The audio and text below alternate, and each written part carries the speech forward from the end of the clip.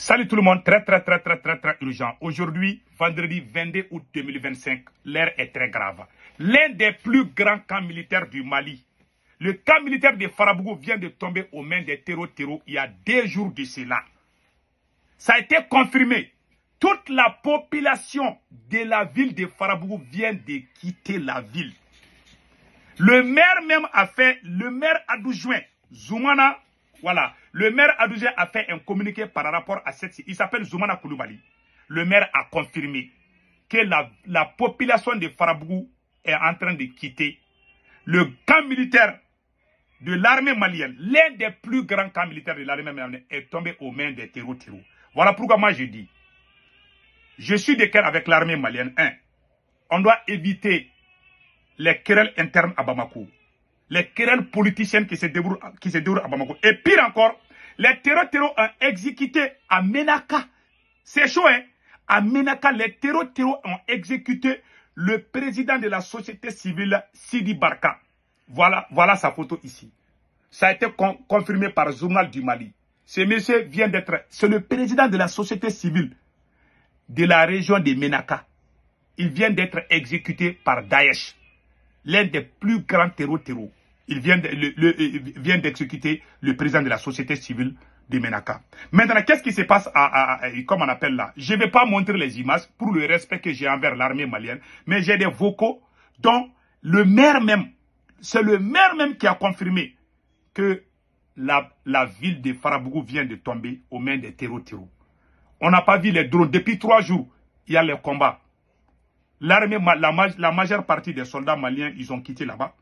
Et le camp militaire, les dégâts matériels coûtent des milliards de francs CFA. Pendant que Assimi Goïta est à Bamako, en train d'emprisonner les gens, c'est que moi j'ai dit aux gens, je soutiens mon armée. Je ne vais jamais diffuser les images des soldats maliens tombés. Je soutiens mon armée. Et je suis de cœur avec la population de Farabougou. Mais la politique qu'Assimi Goïta est en train de jouer est une politique chaotique qui va diriger le Mali vers l'effondrement total. Un pays où il n'y a pas d'union, il n'y aura jamais la paix. Dieu nous a montré en deux... Je vais jouer d'abord les vocales et vous allez entendre pour que vous attendez. C'est le maire de Dokofil même qui a parlé. Voilà. Écoutez le maire. Voilà, écoutez le maire.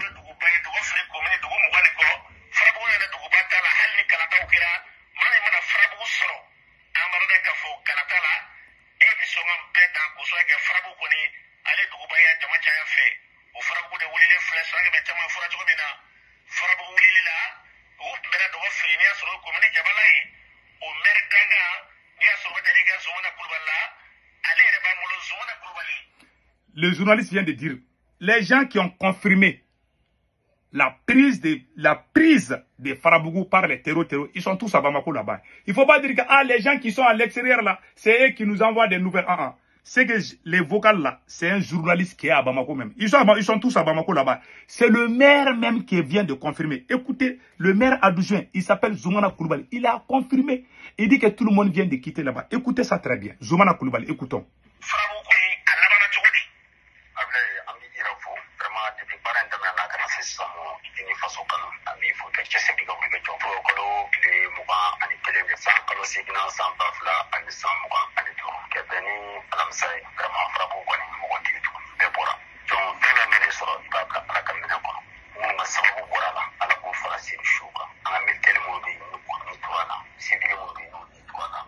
Il dit que vraiment c'est vrai. En tant que maire adjoint, moi, Zoumana Koulibaly, en tant que maire adjoint, je confirme que le Mali a perdu Farabougou. C'est l'un des plus grands camps militaires du Mali. On a perdu Boulkessi, dans la zone des 3 frontières. On n'a pas encore récupéré les camps militaires qu'on a perdus dans la zone des 3 frontières. On vient de perdre un autre camp, un des plus grands camps militaires de l'armée malienne. Des blindés qui coûtent des centaines de millions viennent d'être brûlés par les terreaux. Les terreaux ont fait la prière aujourd'hui de vendredi dans le camp militaire de l'armée malienne. Moi, j'ai pleuré. Pendant qu'à Bamako, on est en train de se déchirer les chemises. Ça me fait mal. Mon pays va mal. Ceux qui sont contents quand il y a mal là, moi je ne suis pas parmi eux. Hein. Moi je suis un patriote. Je défends l'armée malienne. Mais la politique qu'Assimi Goïta est en train de mêler, c'est pas bon. C'est le maire même qui vient de confirmer. Il y a un autre qui vient de confirmer que je vais vous montrer ça encore. Écoutons ça.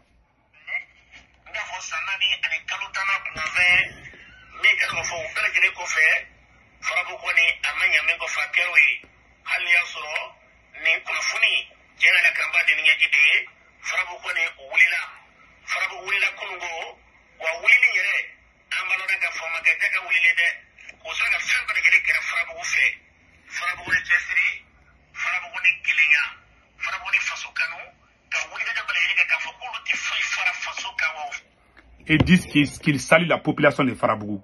Ils ont résisté. Malheureusement, ils étaient obligés de quitter Farabougou. Ce sont les terreaux qui contrôlent la ville. Ce n'est pas un petit village. L'un des plus grands camps militaires de l'armée malienne. Vous voyez, avec les arrestations des généraux et consorts là, il y a beaucoup de soldats. La vérité, c'est quoi? Il y a beaucoup de soldats qui refusent de combattre. Je suis au courant. Voilà la vérité cachée que je suis en train de vous dire. On est en train de perdre. Partout, on est en train de perdre, je vous dis.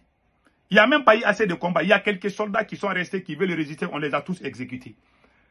La plupart de ces soldats sont déjà, ils ont quitté là-bas. Moi, j'ai perdu des connaissances là-bas. Quand je vois les images sur les réseaux sociaux, l'armée malienne a pris les Farabougou. Mais c'est le maire même qui vient de parler. Il faut arrêter de mentir. Même la population, même l'imam de Farabougou est très fâché. Les mensonges qui se font à Bamako, là, les vidéomans qui mentent à Bamako, là, même l'imam n'est pas content. Mais les gens sont dans les difficultés. On doit dire la vérité et puis trouver la solution. Mais pourquoi avoir peur de dire la vérité? Pourquoi masquer toujours les choses? Pourquoi on masque les choses? On doit dire la vérité pour qu'on trouve la solution. Moi, je suis contre qu'on diffuse les images des soldats maliens tombés. Moi, je ne ferai jamais ça. J'ai des parents qui sont militaires. Je soutiens l'armée malienne. Mais si on a perdu, on doit reconnaître qu'on a perdu. On doit se préparer. Un enfant là, avant de marcher, il tombe combien de fois?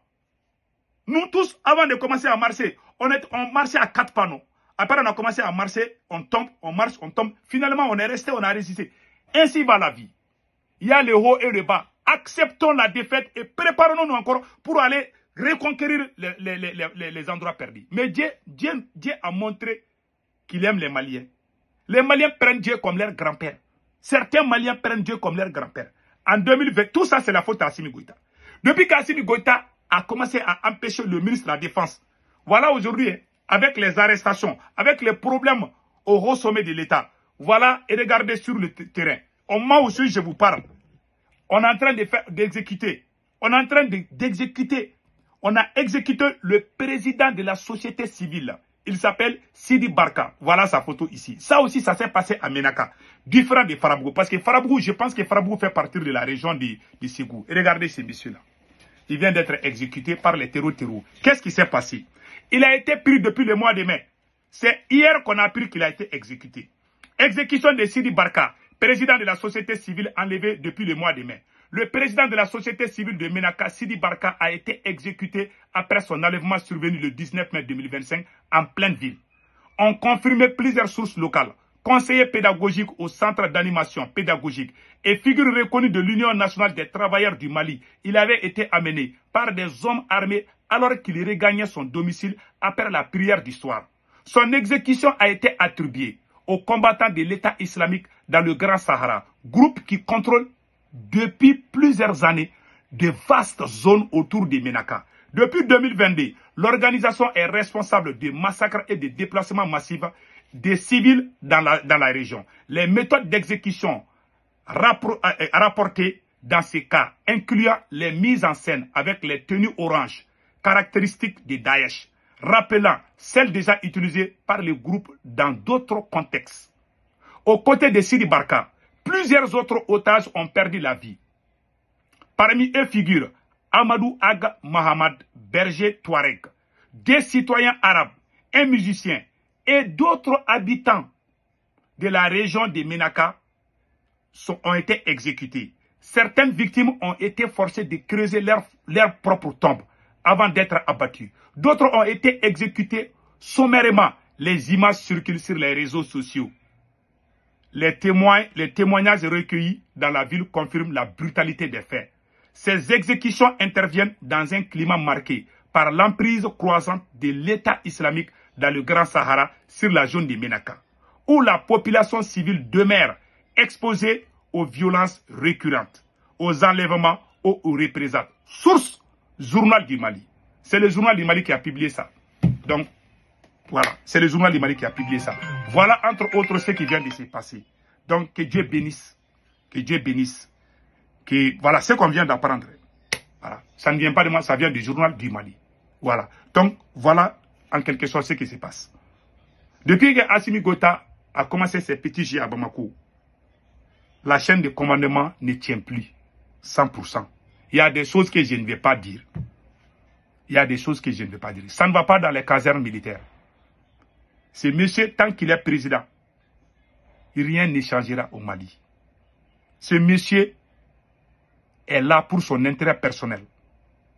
On ne peut jamais gagner une guerre dans la disunion. Dieu, même dans le Coran, dans la Bible, c'est dans l'union.